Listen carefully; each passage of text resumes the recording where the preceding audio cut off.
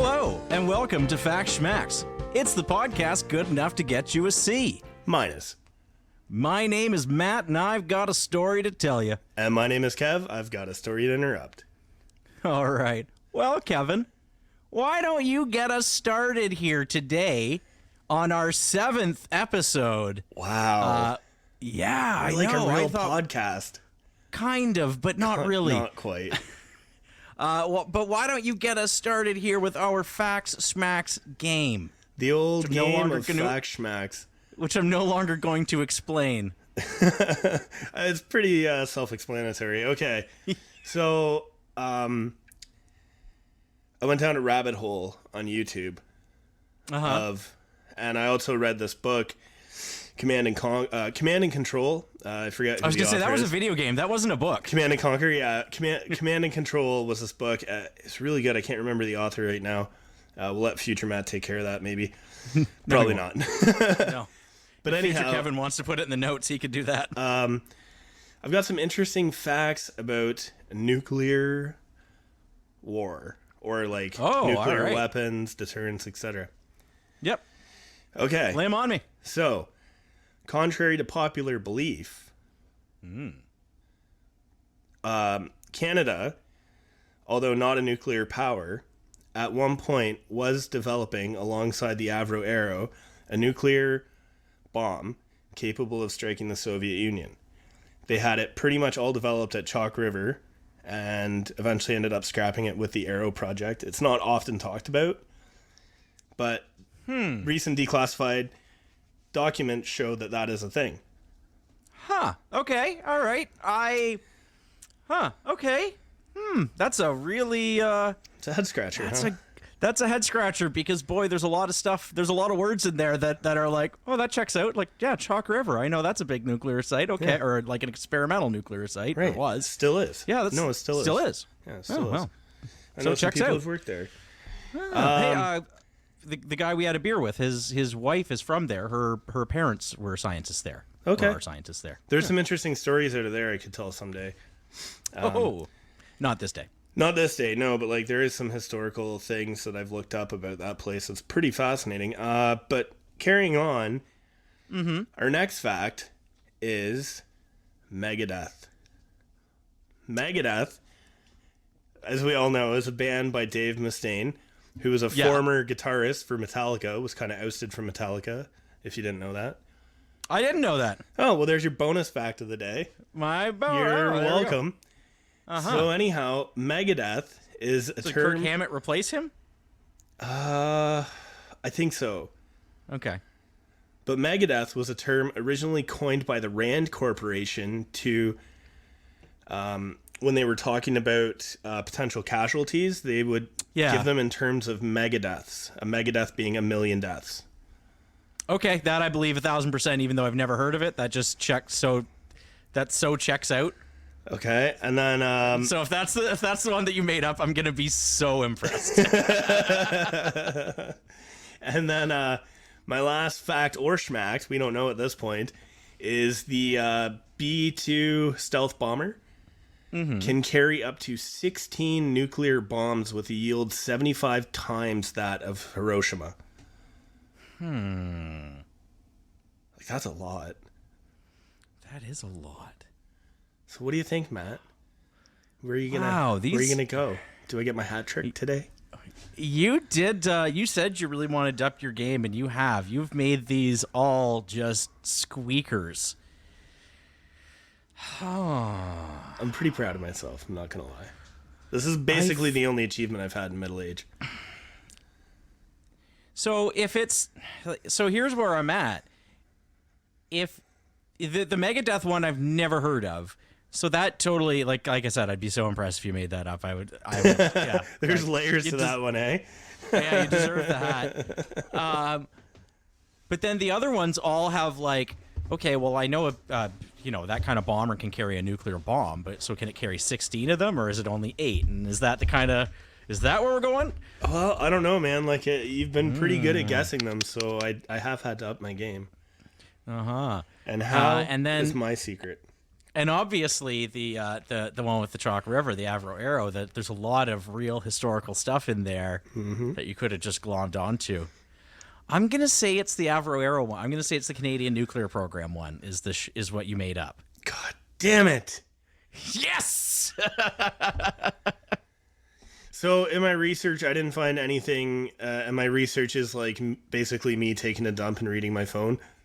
Sure. So that's the research that goes into this show. So in my research, I didn't find anything that said Canada specifically had a nuclear program, but up until 1984, we were still hosting nuclear weapons for the Americans. Oh, I did not know that. Yeah, so some of our air bases, like there's one in Goose Bay, Nova Scotia, Newfoundland, something like that. And it was home to it was leased out to Strategic Air Command. We also have, they had these missiles they were basically nukes for planes. And if a wave of Soviet bombers was coming, they would fire these missiles in Canada, which would airburst and wipe out all these planes. So those were in Canada. So we did have nukes in Canada. They just weren't Canadian. Yeah. But from what I understand, we no longer have any nukes on our property. I would think. Yeah. Interesting fact, also, we had a broken arrow in British Columbia. Oh, really? Yeah. A SAC bomber crashed into the mountains in BC and was carrying a live nuclear weapon. Oh, and it obviously got recovered, right? It was recovered, yeah. There was a nuclear... Right. There was a nuclear bomb off the coast of Tybee Island, I think, where a bomber was on a test run and was going down, and they ditched the bomb in this like body of water, but then they were never able to recover it. Yeah, there's one in... It sunk. Yeah. I think it's under like 10 feet of mud or something, but... Yeah, and there's actually... You read this book. There's a few of those, actually. Dude, you read that book, Command and Control. I'll try to think of the author, maybe. I probably won't remember for next episode because I have a memory of a goldfish. But if you find the book Command and Control, it's fascinating, the things that happen. Did you ever hear the Damascus Incident? The Damascus? No, I've never heard of the Damascus Incident. Damascus, Arkansas, 1980. The year of the Rubik's Cube. Sure. The year of the Miracle on Ice. A 9-megaton nuclear warhead in a missile silo. Yeah. The missile silo exploded during maintenance. Not great. Killed a guy. Ejected a 9-ton nuclear warhead 100 feet away from the silo in a ditch beside a road. Huh. Meanwhile, a young Bubba Bill Clinton is Arkansas's governor at the time, and there was a Democratic convention going on in Arkansas, which was about an hour away, which would have been in the blast zone. Oh. Yeah, it's fascinating. That's in that book as well, and there's a just documentary. All the what ifs. There's a documentary on it as well. Like some of the safeguards on these things were just, a switch.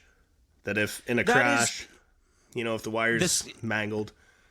That's the thing I wanted to say is, the concern is the switch. It's not that like the bomb's going to get rattled hard enough that it would go off or something like that. That's not how those work at all.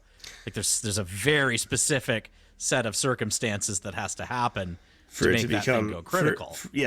But for it to become like a dirty bomb is very easy. Like the surrounding if explosives it blew apart, sure. Yeah, if the explosives blew apart and sent all that stuff around, like it's still scattered, horrible. And you wouldn't want that either. Stuff like that happened. But you could clean that. Iceland, I think, happened. There's a whole bunch of them. I'm sure more of them will come out because I'm a man of few facts. But again, at least in that scenario, you can just take the soil and everything from that area and get rid of it. Yeah. It's bad, but it's not the worst. Yeah, you can't unincinerate people. Right. Yeah. You know what? And like reading some of this stuff, it's amazing to me that there hasn't been an accidental discharge of a nuclear weapon. Oh, there's a really terrifying... There's a great hardcore history episode about the whole nuclear program and just the history of nuclear war. And he uses this analogy that scares the hell out of me because it's essentially, how long can you expect somebody to walk on a tightrope wire and not make a mistake? And that's kind of what we're doing as a civilization, right? With these bombs. 100%. And with nuclear power, too. Like, Chernobyl could have wiped out all of Europe. But, at least nuclear power is getting safer and safer. The problem with nuclear power is we've got old reactors. We need to build new reactors. Oh, they're so expensive. That are safer. So expensive. So I want to. I got my musing here today. Okay, I'm excited about this. Just to shift gears. So, did you know, Kevin, that we live in different universes? You and I. I'm 100% aware of that. But did you know that you live in a different universe from everybody else? I'm 100% aware of that. I am the main star of this movie, and everybody else is just an extra. Sure. So, because of two facts about the universe that we live in. The first is that it is expanding in every direction. I'm also expanding in every direction. And the second is that there is a finite speed of light, which is fast, unlike your finite speed, which is quite slow. My finite speed is very slow, yes. One speed only. I beat you to that one. Yeah. That's my job in this show. That means that from the spot that I'm standing in, there's a circle around me, which represents the furthest that anything in any other part of the universe could possibly affect me, could have any effect on me. Because at the furthest extremes of the expansion of the universe, like from me, it's expanding faster than the speed of light. That means that the light that is over there will never make it to me. But if I move 10 feet in either direction, that bubble of the, what would be considered my visible universe moves with me. So, for example, we're about 100 kilometers away. So the bubble that I'm in right now, it's shorter by about 100 kilometers towards you, but it's longer by 100 kilometers towards me. But there is, significant overlap between our universes. You lost me. If I'm the audience analog, I've turned the podcast off. So think of the speed of light as the speed of causality. Nothing goes faster than the speed of light, not gravity, not light. Well, a shadow's just also going at the speed of light because it's the absence of light. But space can be expanding faster than the speed of light. That means there's parts of space that we could never get to, that could never have any effect on us in any way. So they're totally separated from us. All right. Let's just indulge this crazy theory here. All right. So you're saying that the edge of the known universe, which is rapidly expanding away from us, yes, is a certain distance from you. Let's just say we could freeze time. And for sure, the edge of the universe is a bajillion, it's like 96 million. It's 96 million light year or billion light years away or something. Okay, sure. The edge of my 96 billion universe. light years away. You're telling me that if you move 10 feet in your basement, you come that much closer to it. You're still on the Earth. Yeah. No, nothing will. Like it's a thought experiment because nothing actually will affect me from all the way over there, other than I guess like gravity in the faintest way, because I think gravity is theoretically everywhere. But yeah, that bubble travels around with me. Every particle, everything, every spot in the universe has a visible universe around it. And I can move it around. I can carry it around with me. So when you get a big head, just think about that you live in your own universe and you carry it around with you. Fair enough. I guess I'll do that. I'm also quite confused. I don't know if you can tell by the glazed look on my face where I'm just like, yeah, okay. I mean, I get it, but okay. There's no real practical. No, I like the movie There's no practical analogy. implication to it. No. Well, you are your own universe, and I've often said that about you. Mm-hmm. That you're off in your own world. Absolutely. So, we're going to be talking about a mystery today. Oh. A mystery from history. Mystery. But it's not really a character-driven mystery. It's more of something happened and we don't know why. Oh. Yeah. And that thing that happened was the collapse of the Bronze Age. Particularly, and when people talk about the collapse of the Bronze Age, what they mean is the collapse of the Bronze Age civilizations kind of along the Mediterranean and what we call the Near East or the Middle East. Okay. So the area that like Jordan, Israel, Egypt, kind of Lebanon, that area now, that's the cradle of civilization. A lot of people call it that. Right. The reason we call it the cradle of civilization because right around the year 3300 BCE, That's going way back. Way back. We're talking way back. We're talking like the time the pyramids were built. Right. This is the earliest traces of real civilization that we have. A place called Sumeria figured out how to take 90% copper and 10% tin and melt them together, and you get this thing called bronze. Right. And bronze was a super big deal once they figured out how to make bronze. Bronze is a lot stronger than the copper or stone or whatever they had been using before. It's a lot easier to kind of work with, but it is, as a result, you get better weapons and you get better tools. Right. And better weapons and better tools means better soldiers. You're better at both defending yourself, but you're also better at going on the offense. But it also means much, much better crop yields. And that becomes important because all of a sudden, where it used to be that everybody kind of had to work at getting the food situation under control, maybe all of a sudden I can have a farm and instead of just being able to feed my family, I can feed 6 other families. Well, what do? They get to go off and they get to kind of specialize in something. Maybe some guy goes and gets really good at building something, or some other guy goes and gets really good at like forging weapons, for example. Maybe some other guy goes and he gets really good at using those weapons, et cetera, et cetera. It allows for specializations in your average citizenry. It's kind of the birth of artisanry in a lot of ways. So this also allows cities to get very, very big. Whereas before, a city might have been a village of maybe a couple hundred people at the most. Now you have cities of like tens of thousands of people, which is pretty impressive when you think all the way back then, right? Yeah, for sure. Absolutely. We think of like Egypt right now as like a really, really dry place, but back in the day, the Nile River was very, very good for farming. It was a very, very lush farmland. So, Egypt, for example, they were really good at making food, and this Sumeria place had all this bronze, so Egypt could trade their food for bronze. Isn't that cool? Isn't that, well, that's what you would do. That's what you would do, but nobody had really been doing that before. No. So that's a really swell thing. It's a novel idea. All of a sudden, it's a really novel idea.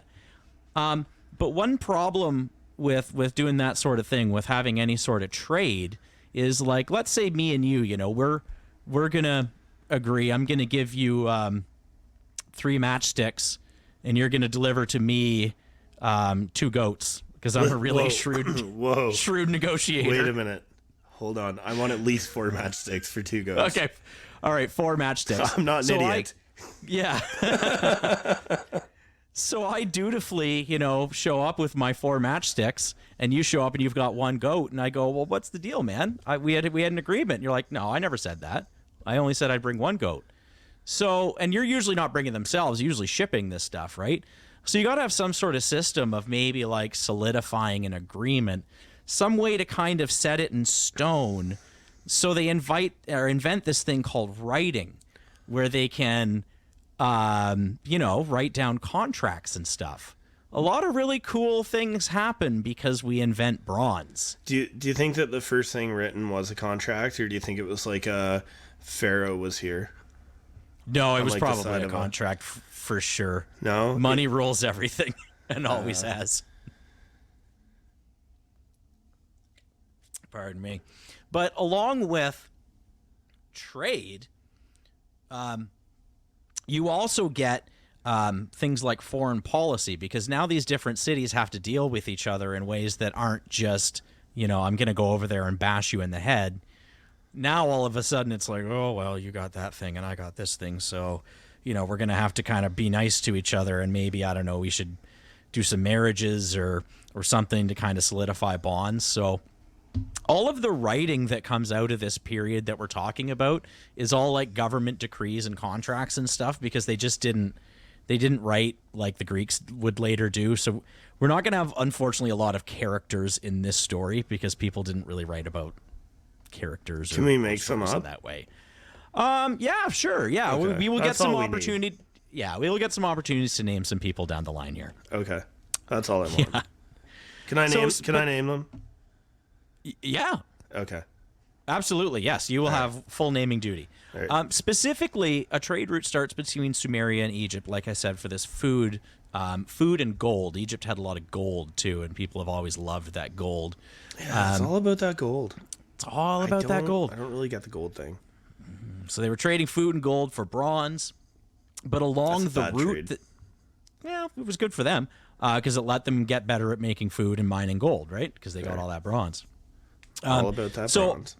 And then along the way from Sumeria to Egypt, kind of along the coast of the Mediterranean, there developed all of these like smaller kingdoms that became these like trading middlemen, and they kind of grew into like bigger empires. Yeah. So really what we've got here, first development of trade, diplomacy, contracts, the written war. What also happens is the first formal wars that we ever are aware of happen in this time period. Like where there's a declaration. There's a declaration, and we go over there, and like cities are captured, territory is captured for what, we think is really the first time that we're aware, at least, we know it's the first time we're aware of, but the first time that people really organized in a way to do this, not just like, we've been displaced, so we're going to move into this territory, but like, you have stuff and we want that stuff, we're going to go over there and get that stuff. Right. War is conquest. This is kind of the birth of that. The first empires that we're aware of also come out of this period, again, because I've got one city, but I'd be a lot more productive if I had 2 cities and then 3 cities and 4 cities and so on. I'm not going to lie to you. You really are making me want to go play Civilization 6 right now. Yeah, so we're in the very, very early stages of Civ 6. Oh, God, I love Civ 6. This is also where we get the kind of archetype of barbarians from, a place we don't really have our eye on, just coming out of nowhere and totally taking over. There's a lot of kind of instances of that. I think there's a tendency, everyone who's not you is a barbarian, right? Yeah, fair enough. And I still, to this day, feel that way. Right, yeah. I know. Like, I'm driving along, someone pulls out in front of me, and like, you goddamn barbarian. Yeah. This is when the sacking of Troy happens. Oh, that hurts. So, yeah.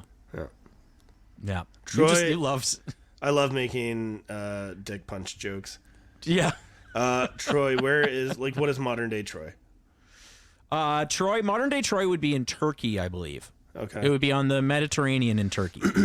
Is it Istanbul, which was once Constantinople? Oh, I don't think so. Okay. But maybe. That's a very catchy song. That is they might be giants. Man, they can write a song. They sure can. Birdhouse in Your Soul. I love that thing. So what I've just done is condense about 2,000 years of history into about, I don't know, 10 minutes of me yammering there. Yeah, that's what we do on this show. Yeah. But by the year 1350, I'm just going to give you the state of, the known world at this point. Okay. Large empires are controlling most of the territory. And the territory that we're talking, like I said, it's like the Mediterranean, Turkey, Lebanon, that kind of around the kind of crest of the Mediterranean into Egypt. And then just a little bit inland from there. That's kind of where everything is. So everything was controlled by and then part some of big Greece. players. Big That's players. So crazy. And here they That's are. so different from today. Wow. Very fascinating indeed. I know. And yeah. How the world has changed. How the world has changed. There's an old line. I don't know who said it, but it's history doesn't repeat, but it sure does rhyme. Fair. There's going to be a lot of that kind of here. But they are the Hittites, the Mitanni, Egypt, and the Mycenaeans. The Mycenaeans are the Proto-Greeks. So they're the people who go and take care of Troy, which probably would have been part of the Hittite Empire at that point. The Hittites are kind of north. They're the biggest empire. The Mitanni are a little bit south from them. The Mitanni join up with Egypt on one side, or join up with Egypt, and then the Mycenaeans are over on the islands in Greece. The Mycenaeans are great sailors. This is what I'm describing now is where things are kind of at their civilizational high point. At this time, there's a lot of intermarriage that has happened between these groups of people. There's a lot of trade. They trade with each other very, very frequently. When they communicate with each other in the writing that we do have from them, they talk of each other in like familial tones, like father and son and, brother. That's, they were obviously very, very, very connected. Okay. Did they ever just be like, yo, bro, I need 5 goats. I'll give you a bronze hammer for it. Absolutely. That's All like right. 90% of what we have written down from them. It's just trade contracts. What's up? Hey, bro. And then decrees. What's up, Pops? So, just as a short aside here, when I talk about them being in a civilizational high point, in our modern life, we tend to really fancy the idea that things only ever go up as terms of like our level of civilization, because we've been on a pretty solid trajectory in the West here for the past 1,000 years or so, really, without any major step backs. But step backs happen all the time if you look at history. Right. People kind of... There used to be an old analogy, which was wooden shoes on the way up and silk slippers on the way down. You'd have to fight and kind of raise the level of your civilization, and then you'd get comfortable, and some other younger, tougher empire would come and take you down. But even like large scale setbacks of like an entire area, in terms of a level of your level of sophistication and technology, that happens. That happened in the Dark Ages. People in Europe used to know how to build aqueducts, and then they didn't. Right. When times get tough, people focus on the things that really matter, and we lose stuff like, science and art and Yeah, and you got to things like cover that. your 7 basics of survival, like food, water, shelter, all that. Yeah. I mean, that's 3 or 4, but whatever. Yeah. There's more. Dirty magazines. Yeah. Well, some of the things definitely don't rank when you're looking to survive. Like, I mean, if I had to, if my town were being sacked, I would grab, food, water, clothing, something for shelter, probably leave the Xbox. Yeah, I take the Switch instead. Yeah, it's more handheld. Portable. Yeah. Yeah. Good call. So, Tony Hawk. right around 1350, Egypt has a bad pharaoh. I don't know what his name is. Oh, so here. here's where you come in. His name is Mike. Oh no! Yeah, Mike. Oh, that's terrible. Yeah. First of all, it's a bad name for a pharaoh. No, it's not. You couldn't even put like a Z's at the end of it, like Mike Z's, or How about Mike Cabsies? that's slander, and I won't have it. Well, this unnamed pharaoh becomes a bit weak, and His name is Mike. or he doesn't become a bit weak. He does some kind of bad things. He moves the capital for reasons that aren't really important to me, and he just makes some bad decisions, and Egypt gets a little weak as a result. And the Mitanni, who are kind of north of them, decide that they're going to take some of their territory. Why not? And that stretches them a little thin. Well, Egypt recovers a bit. They kind of start fighting back a bit. And while this is going on, the Hittites, way up north, they're kind of paying attention. And so is this little kingdom that's actually inside of the Mitanni Empire. It's this little kingdom called Assyria, which would have been like a vassal state or something like that. They're looking around and going, well, we could shoot our shot too. So, like, right at the same time, the Hittites and Assyria, Hittites from outside and Assyria from inside, starting a kind of rebellion or revolution, they completely destroy this Mitanni Empire. They split it in half. So this no, totally not cool. So this, the dynamics of this world have really changed because all of a sudden the Hittite Empire is huge. There's this Assyrian Empire that came out of nowhere, and they're going to be around for a very long time. Egypt has now kind of gotten their shit together, and rather than fighting with the Mitanni, who don't exist anymore, they're now fighting the Hittites, who are now this, kind of big power in the area, and they're still occupying some of the territory that used to be Egypt. The Assyrians also decide that they're going to start fighting the Hittites too. So like this one bad pharaoh just kind of weakening this one area has had this huge domino effect that has completely collapsed one of these empires.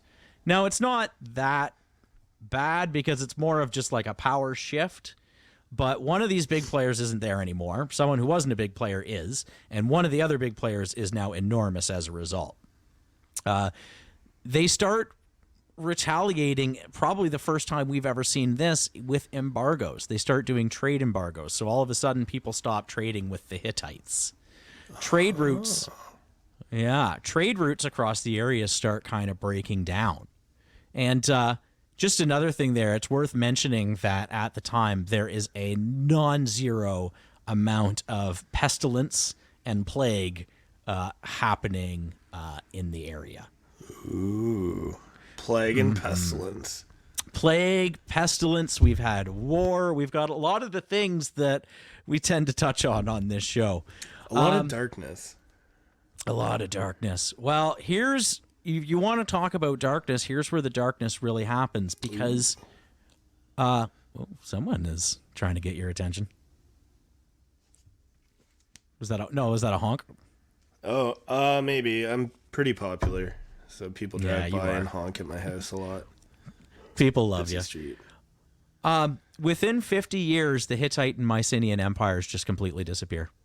They're just gone. Adios, muchachos. Yeah, and there's no real writing. There's a couple messages that they found that were like kind of pleas for help that went out of a couple of Hittite cities. The Mycenaeans are just gone.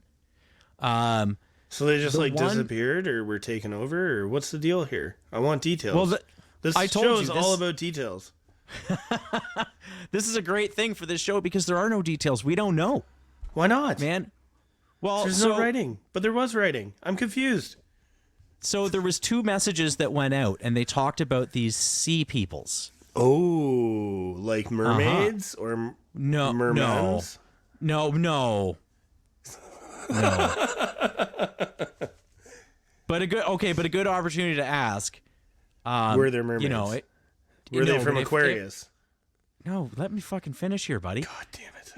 If there were mermaids, which is a more horrifying combo? Female bottom and fish top, or female top and fish bottom? Okay, well. If you had to do the deed. I mean, I can't answer this. Because I want both.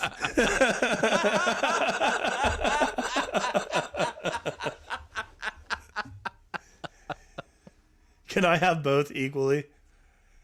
This is why my fishing license was revoked. Oh my God. You're Troy McClure.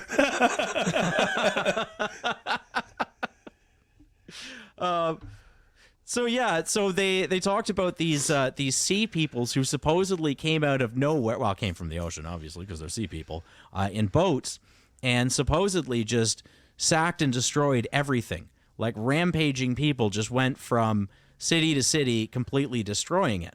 Were they Vikings? They'd be like kind of proto-Vikings. Okay. If that's if that is in fact what has happened here. And definitely, they definitely probably were a thing because they have found a lot of evidence of burned cities in this area.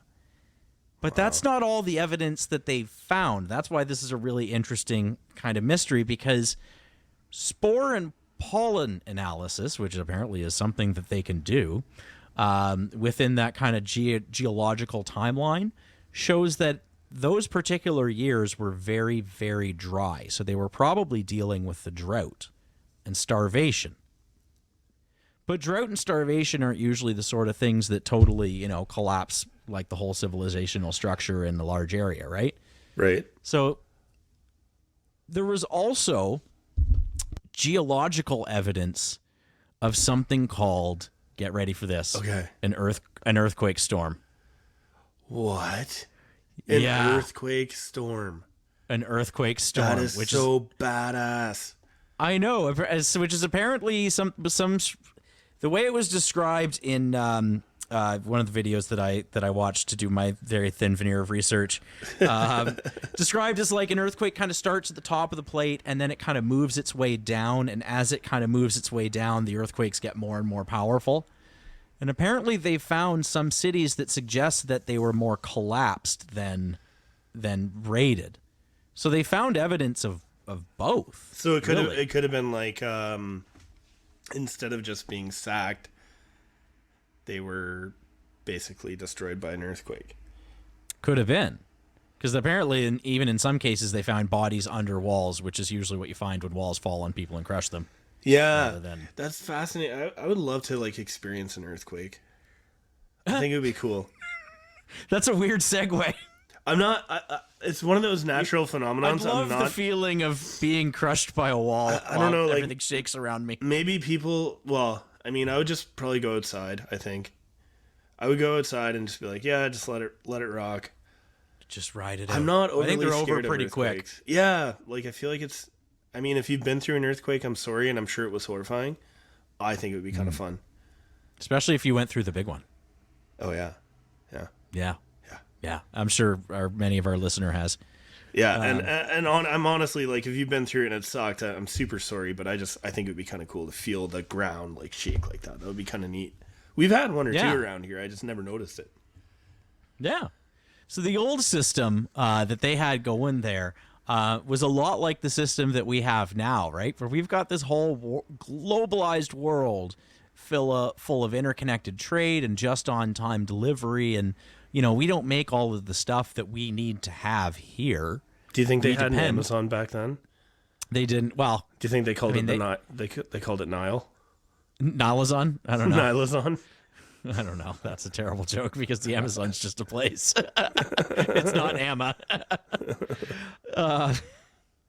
But yeah, so they had kind of a similar thing going.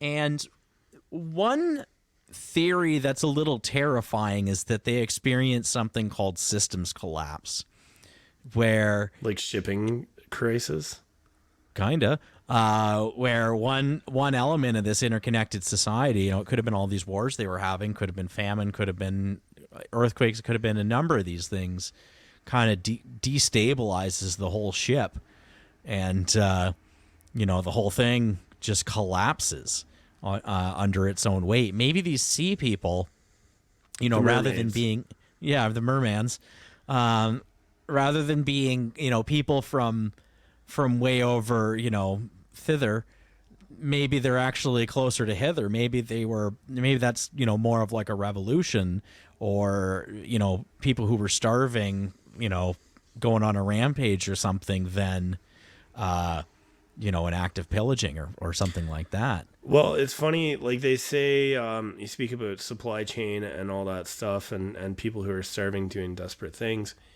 The average grocery store for the population it serves, if it's not restocked, it's about 3 days away from chaos.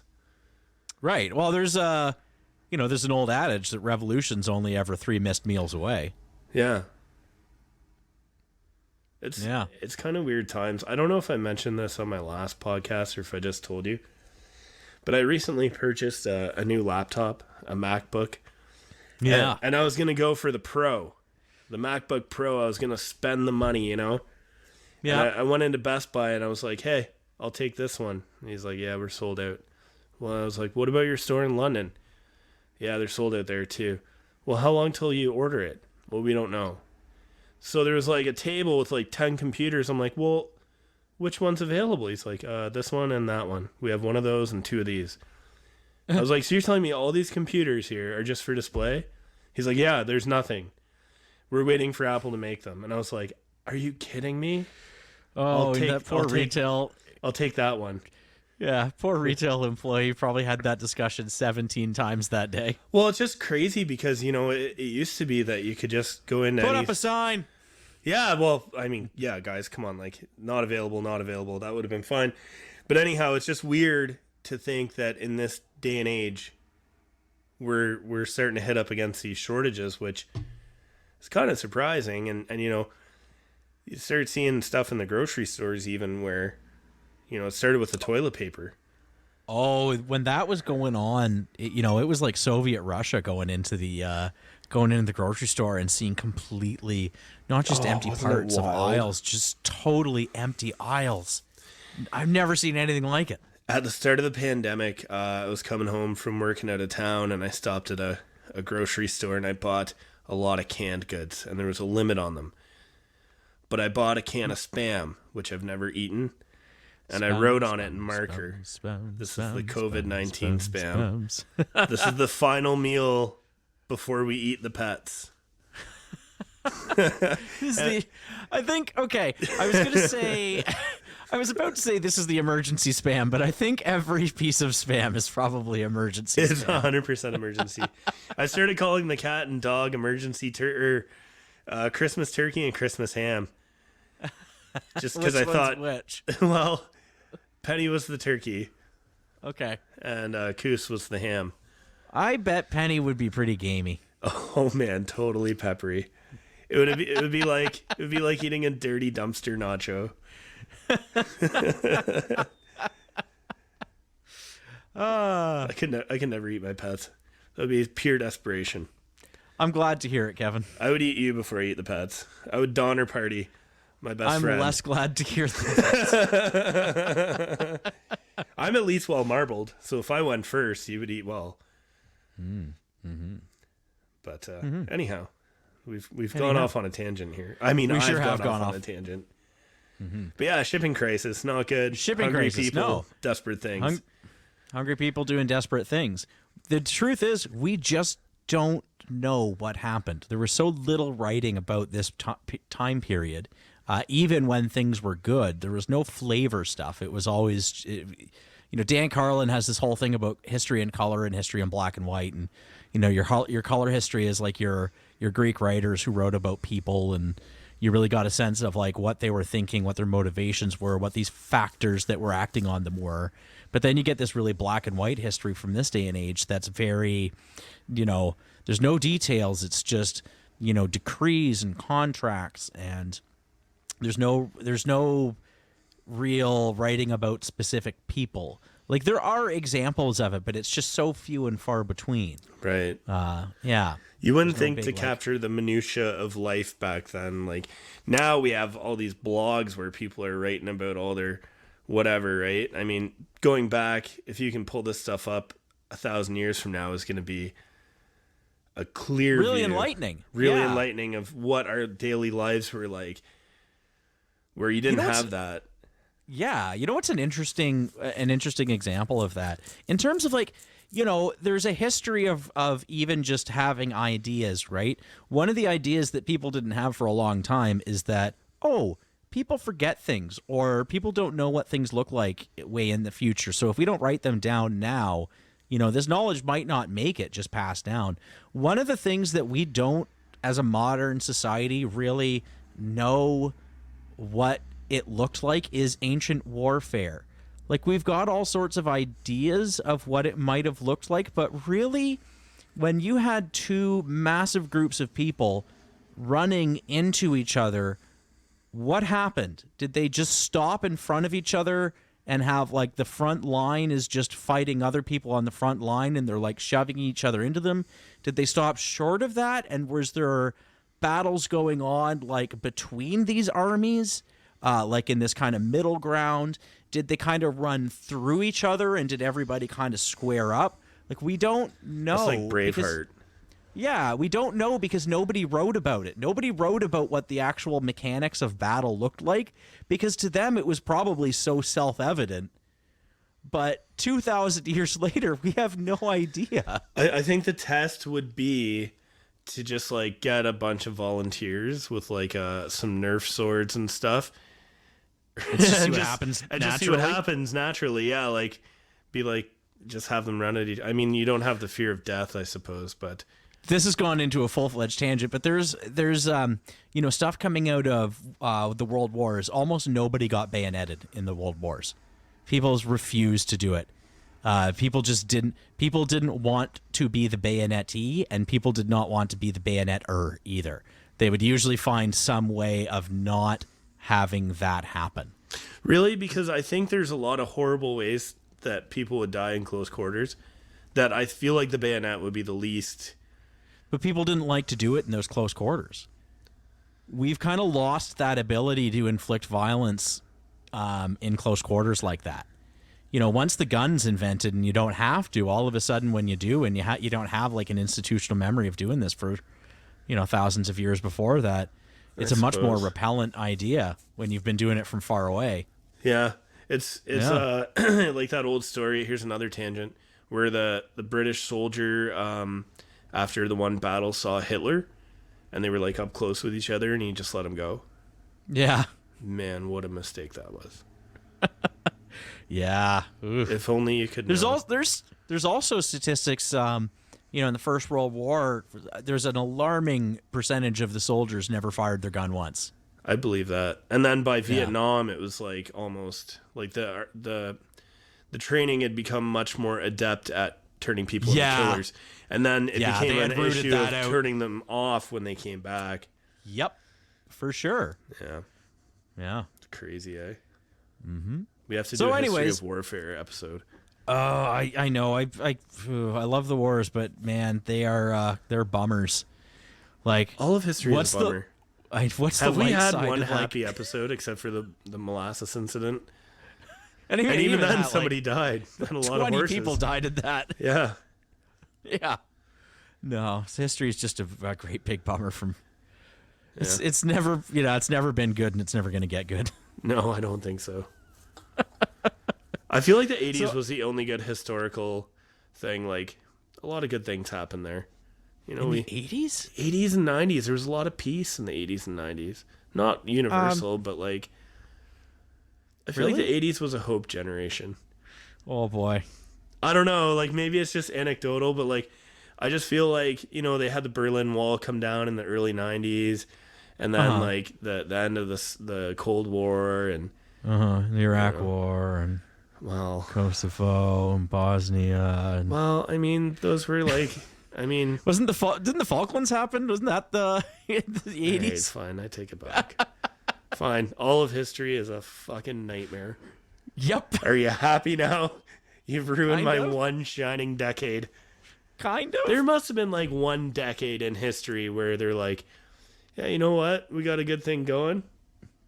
Yeah. Oh, there's times like the first 2 centuries, from like 100 to from like 60 to 100 AD or 200 AD in Rome is known as like a golden time of civilization. If you were there and living in that city, you had things better than almost anybody else. Even right at the end of the Bronze Age, people in that era had things really, really good. It must have been absolutely stunning to go from a civilizational high to go in like 50 years to where every major city you can think of has been destroyed.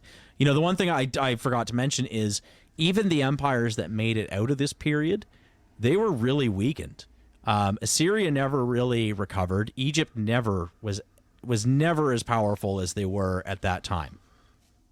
That was the high point for them. It was just a continuous decline after that. And we have no idea.